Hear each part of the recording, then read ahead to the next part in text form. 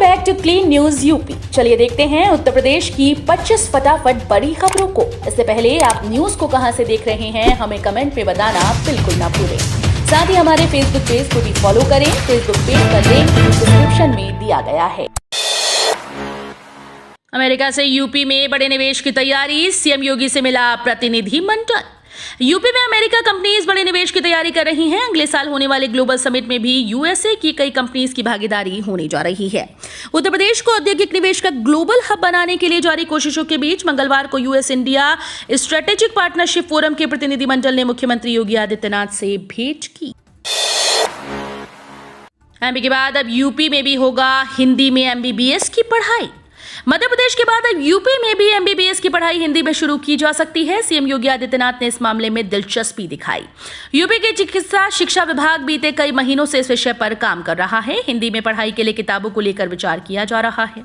वहीं दूसरी ओर नई किताबों को तैयार करने की बात भी कही जा रही है। साथ ही एमपी में एमबीबीएस की पढ़ाई के लिए लॉन्च किए गए किताबों को भी यूपी में यूज करने की बात कही जा रही है। हालांकि कुछ विषयों पर यहां हिंदी में किताबें लिखी जा चुकी हैं। विभाग उनकी गुणवत्ता को टेस्ट करेगा। दिवाली पर यूपी रोडवेज का ऐलान, लगातार 10 दिन बस चलाओ, 4000 का इनाम पाओ। दिवाली और छठ पूजा के मद्देनजर रोडवेज प्रबंधन ने कंडक्टर, ड्राइवर्स और कार्यशाला में तैनात स्टाफ के लिए इनामी योजना लागू की है। 22 से 31 अक्टूबर तक यानी 10 दिन तक लगातार बस चलाने वाले कंडक्टर और ड्राइवर को 4000 रुपए का नकद पुरस्कार दिया जाएगा। 9 दिन पर 3150 रुपए मिलेंगे। हालांकि ये लाभ उन्हीं को मिलेगा जो रोज 300 किलोमीटर या इससे ज्यादा की दूरी तय करेगा। घर घर जाकर आशाएं बनाएंगी आयुष्मान कार्ड।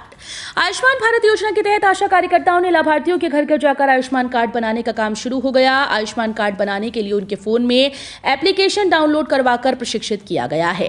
योजना के तहत 5 लाख तक का फ्री इलाज की सुविधा दिए जाने के लिए अयोध्या के 2,49,274 परिवारों को चयनित किया गया। इसके प्रत्येक सदस्य का गोल्डन कार्ड बनाया जाएगा। अब तक 3,72,757 लोगों का आयुष्मान कार्ड बनाया जा चुका है। किसानों को योगी सरकार ने दी बड़ी राहत। फसल बर्बाद होने पर अब मदद के लिए डेडलाइन तय। भारी बारिश और अन्य आपदा से परेशान किसानों को योगी सरकार ने राहत दे दी है। सरकार की ओर से कमेटी बनाकर किसानों के नुकसान का सर्वे और उसकी क्षतिपूर्ति की कार्यवाही तो पहले से ही चल रही थी।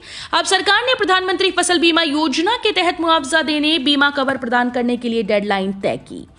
बीमा कंपनीज को अब किसान के क्लेम आवेदन के बाद अभी कार्यवाही पूरी करते हुए अधिकतम 30 दिन में तात्कालिक सहायता राशि या संपूर्ण बीमित राशि मुहैया करानी होगी। अमेठी की 10,000 महिलाओं के लिए स्मृति ईरानी ने भेजा दिवाली गिफ्ट। केंद्रीय मंत्री और अमेठी सांसद स्मृति ईरानी ने अमेठी की 10,000 महिलाओं को दिवाली गिफ्ट भेज दिया है। मंगलवार को केंद्रीय मंत्री के प्रतिनिधि विजय गुप्ता 10,000 साड़ियों, दिया और धूपबत्ती की खेप लेकर अमेठी पहुंचे।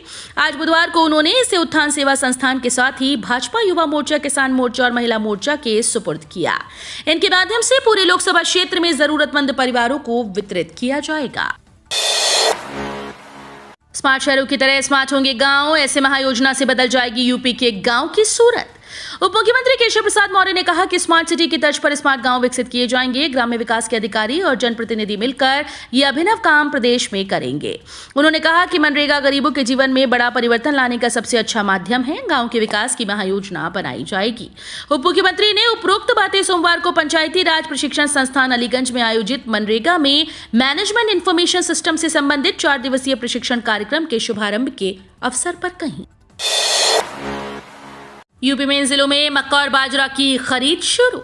उत्तर प्रदेश में मक्का और बाजरा की खरीद 15 अक्टूबर से शुरू हो गई। मक्के का 1962 प्रति कुंटल और बाजरा का समर्थन मूल्य 2,350 रुपए प्रति कुंटल निर्धारित किया गया। बुलंदशहर, हापुड़, बदायूं, अलीगढ़, एटा, कासगंज, फिरोजाबाद, मैनपुरी, हरदोई, उन्नाव, कानपुर नगर, कानपुर देहात, कन्नौज, फर्रुखाबाद, इटावा, गोंडा, बहराइच, श्रावस्ती, बलिया, जौनपुर, देवरिया, सोनभद्र और ललितपुर में मक्के की खरीदी हो रही है। लखनऊ, गाजियाबाद, प्रयागराज में कूड़े से बनेगी सीएनजी, दूर होगी गंदगी, रोजगार भी। राजधानी के 4 बड़े शहरों में कूड़े से सीएनजी बनाई जाएगी। लखनऊ, गाजियाबाद, प्रयागराज में प्लांट लगाने की मंजूरी मिल गई है, जबकि गोरखपुर भी कतार में है। इन शहरों में पीपीपी मॉडल पर सीएनजी प्लांट बनेंगे। इसमें रोजाना 34,000 किलो सीएनजी बनेगी। इन्हें बनाने में रोजाना करीब 1,000 टन कचरे का इस्तेमाल होगा। शासन की कमेटी ऑफ सेक्रेटरीज ने इसकी मंजूरी दे दी है। राज्य निदेशक स्वच्छ भारत मिशन नेहा शर्मा ने इस मिशन में संबंध में आदेश जारी कर दिया है। विधवा पेंशन योजना के लिए करें अप्लाई। उत्तर प्रदेश सरकार विधवा महिलाओं की मदद के लिए महिला विधवा पेंशन स्कीम चलाती है। इस योजना का लाभ केवल उन्हीं विधवा महिलाओं को मिलता है जो गरीबी रेखा से नीचे हो। विधवा पेंशन का लाभ 18 साल से अधिक की उम्र की महिलाओं को सालाना 6,000 रुपए मिलता है। यूपी सरकार विधवा महिलाओं का जीवन यापन अच्छे तरीके से चल सके, इसके लिए हर महीने 500 रुपए देती है। इसके लिए विधवा महिलाएं आवेदन कर सकती हैं। कार्ड धारकों को दिवाली से पहले राशन के साथ मिलेगी चीनी भी। प्रधानमंत्री गरीब अन्न कल्याण योजना के अंतर्गत अंत्योदय व पात्र गृहस्थी कार्ड धारकों को अगस्त का राशन का वितरण 20 से 31 अक्टूबर के बीच किया जाएगा।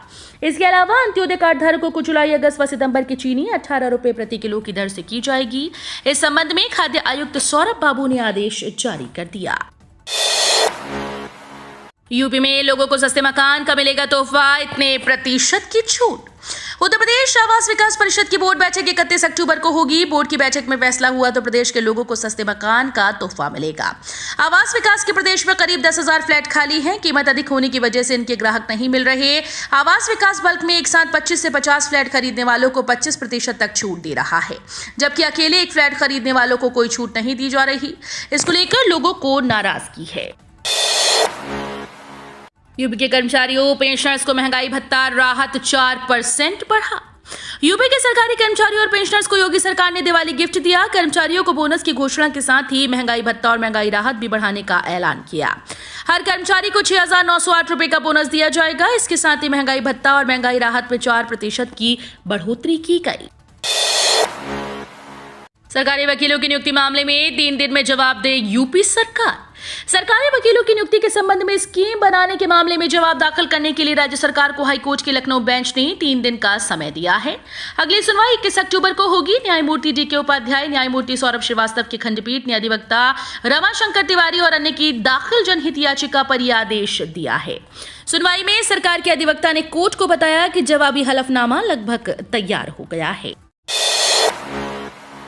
पीएम मोदी राम की नगरी अयोध्या में मनाएंगे दीपावली।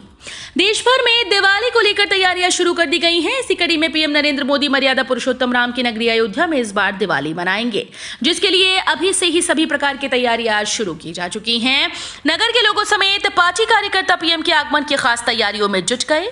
बता दें कि इस खास अवसर पर प्रधानमंत्री करीब 3 घंटे वहां रुकेंगे। इस दौरान वहां आयोजित होने वाले कई कार्यक्रमों में हिस्सा लेंगे। साथ ही अयोध्या में श्री राम जन्मभूमि मंदिर में दर्शन पूजन के बाद राम जी की पैड़ी पर दीपोत्सव मनाएंगे। इस दौरान पूरे नगर में गाय के गोबर से बने 25,000 दीपक प्रज्वलित किए जाएंगे। ऐसे अपने विश्वविद्यालय से मांगा 5 साल की परीक्षाओं का record. Special task force Agra unit ने विश्वविद्यालय से पिछले 5 साल में आयोजित की गई परीक्षाओं का रिकॉर्ड मांगा। ये भी पूछा गया कि इन परीक्षाओं का प्रभारी कौन था, कितने विद्यार्थी परीक्षा में बैठे, कौन किस पटल पर कितने समय से तैनात है, 5 साल में कितने महाविद्यालयों को संबद्धता दी गई। BAMS कॉपी कांड की गूंज लखनऊ तक पहुंची थी। मुख्यमंत्री योगी आदित्यनाथ के निर्देश पर प्रकरण की जांच STF को सौंपी गई थी। किसानों को बड़ा तोहफा, रबी की 6 फसलों की MSP में वृद्धि। केंद्रीय मंत्री अनुराग ठाकुर ने बताया कि गेहूं, मसूर, जौ, चना समेत रबी की अन्य फसलों का न्यूनतम समर्थन मूल्य बढ़ाया गया। सरसों की MSP में 400 रुपए प्रति क्विंटल, मसूर की MSP में 500 रुपए प्रति क्विंटल और जूट की MSP में 110 रुपए प्रति क्विंटल का इजाफा किया गया है। इसके साथ ही गेहूं पर 110 रुपए, जौ पर 100, चने पर 105 के अलावा राई पर 400 रुपए प्रति क्विंटल और सूरजमुखी पर प्रति क्विंटल में 209 रुपए की वृद्धि हुई। डिफेंस में बड़ी छलांग की तैयारी। इन देशों को 35,000 करोड़ का एक्सपोर्ट करेगा भारत। भारत ने बीते कुछ सालों में रक्षा क्षेत्र में ऊंची छलांग लगाई और अब आने वाले सालों में इसमें और इजाफा होने की तैयारी है। भारत की ओर से अफ्रीका समेत दुनिया के कई देशों को 35,000 करोड़ रुपए तक के हथियार और ड्रोन आदि बेचे जाने की तैयारी है। डिफेंस एग्जीबिशन से इतर रक्षा मंत्री राजनाथ सिंह ने इन तैयारियों के बारे में जानकारी दी। इस प्रदर्शनी में भारत स्वदेश में बने हथियारों, उभरती तकनीकों पर अपनी रिसर्च और स्वार्म ड्रोन जैसे उपकरणों की ताकत दुनिया को दिखाएगा। इसके अलावा आर्टिफिशियल इंटेलिजेंस के मामले में भी भारत ने बड़ी सफलता हासिल की है। अब भारत की कोशिश है कि इन हथियारों और तकनीकों को हिंद महासागर के देशों और अफ्रीकी मुल्कों को निर्यात किया जाए। पराग दूध 2 रुपए लीटर महंगा, मिठाई के दाम 100 रुपए किलो बढ़े। पराग ने दूध के दाम 2 रुपए प्रति लीटर बढ़ा दिए हैं। पराग गोल्ड दूध अब 61 रुपए प्रति लीटर से बढ़कर 63 रुपए हो गया। नई दरें मंगलवार शाम से लागू हुई। पराग के महाप्रबंधक डॉक्टर मोहन स्वरूप ने बताया कि उत्पादन लागत में वृद्धि के कारण पराग गोल्ड के दाम बढ़ाने का फैसला किया गया है। अन्य ब्रांड के दूध की कीमतों में कोई परिवर्तन नहीं किया। उन्होंने बताया कि शुद्ध देसी घी से निर्मित मिठाइयों के दाम में 100 रुपए प्रति किलो की वृद्धि की गई। यूपी में सरकार और संगठन में बेहतर समन्वय। भाजपा की राष्ट्रीय महामंत्री पुरंदेश्वरी ने की योगी की तारीफ। भाजपा की राष्ट्रीय महामंत्री डी पुरंदेश्वरी ने कहा कि भाजपा की सरकार और संगठन में बेहतर समन्वय है, आगे भी अच्छा रहे इसकी चिंता की गई है। मंगलवार को भाजपा के राज्य मुख्यालय में मीडिया से बातचीत में उन्होंने कहा कि भाजपा का मूल सिद्धांत अंत्योदय है। मोदी सरकार की सभी योजनाओं के केंद्र में इसलिए गरीब ही है। उन्होंने कहा कि यूपी में योगी सरकार ने कानून व्यवस्था को बेहतर करने के लिए शानदार काम किया। यही कारण है कि 80% महिलाओं ने चुनाव में भाजपा का साथ दिया। दिवाली से पहले ही सबसे प्रदूषित शहरों में मेरठ। दिवाली पर आतिशबाजी से पहले ही यूपी का मेरठ देश के सबसे प्रदूषित शहरों में शुमार हो गया। शुष्क मौसम, उड़ती धूल और धुएं से मेरठ में हवा की गुणवत्ता बहुत खराब श्रेणी में पहुंच गई। केंद्रीय प्रदूषण और नियंत्रण बोर्ड की रिपोर्ट में मेरठ देश में सर्वाधिक प्रदूषित शहर रहा। मुजफ्फरनगर प्रदूषित हवा में देश में दूसरे पायदान पर रहा। दोनों शहरों में PM10 और PM2.5 प्रदूषित हवा में मुख्य कारक रहे। इनके लिए धूल और धुआं मुख्य रूप से जिम्मेदार है। बीएसएफ, सीआरपीएफ, आईटीबीपी, एसएसबी के बाद अब सीआईएसएफ के रिटायर्ड कर्मियों के निधन पर मिलेगा ये सम्मान। केंद्रीय अर्धसैनिक बलों में बीएसएफ, सीआरपीएफ, आईटीबीपी और एसएसबी के बाद अब सीआईएसएफ में रिटायर्ड जवानों के निधन पर उनकी अंतिम विदाई के दौरान विशेष सम्मान दिया जाएगा। सीआईएसएफ मुख्यालय द्वारा हाल ही में इस बाबत जरूरी दिशा निर्देश जारी कर दिए गए। बल के सभी सेक्टर आईजी से कहा गया कि वे अपने अपने कार्य क्षेत्र के अंतर्गत रिटायर्ड जवानों के निधन पर सम्मान देने की व्यवस्था कराएंगे। पशुधन मंत्री के गृह क्षेत्र में नहीं थम रहा लंपी वायरस का कहर। हर दिन 50 से 60 मवेशी हो रहे संक्रमित। उत्तर प्रदेश के पशुधन और दुग्ध विकास मंत्री धर्मपाल सिंह के बरेली के आंवला विधानसभा क्षेत्र में लंपी वायरस का प्रकोप बढ़ता जा रहा है। पशु चिकित्सा विभाग की माने तो अब तक सैकड़ों की मवेशी वायरस की चपेट में आकर जान गंवा चुके हैं। आंवला के मजगवा पशु चिकित्सालय में हर दिन 50 से 60 मवेशी लंपी वायरस से संक्रमित लाई जा रही हैं। दिवाली पर नए नोटों की बड़ी डिमांड। 500 से 1000 में बिक रही 1 रुपए की गड्डी। इस दिवाली पे नए नोटों की जबरदस्त मांग है। पिछले साल की तरह इस बार भी इनकी कीमतें आसमान छू रही हैं। पिछले साल 10 रुपए की गड्डी 1200 से 1500 तक बिकी थी। इस बार ये 1600 रुपए तक पहुंच गई। 1 रुपए की नई गड्डी 500 से 1000 में बिक रही है। ऐसे में नोटों की कालाबाजारी पर लगाम लगाने को रिजर्व बैंक ने नया तरीका निकाला। रिजर्व बैंक दीपावली के बाद दस्तावेजों में दर्ज नंबरों पर रैंडम कॉल करके पूछेगा कि ग्राहक को वास्तव में नई गड्डी मिली या नहीं। यूपी में छाने लगा हल्का कोहरा। इस महीने के अंत तक हो जाएगी ठंड की दस्तक। यूपी में लगातार मौसम साफ बना हुआ है। मौसम केंद्र लखनऊ के मुताबिक मंगलवार को आसमान साफ रहेगा। मौसम विभाग का पूर्वानुमान है कि फिलहाल 23 अक्टूबर तक बारिश की कोई संभावना नहीं।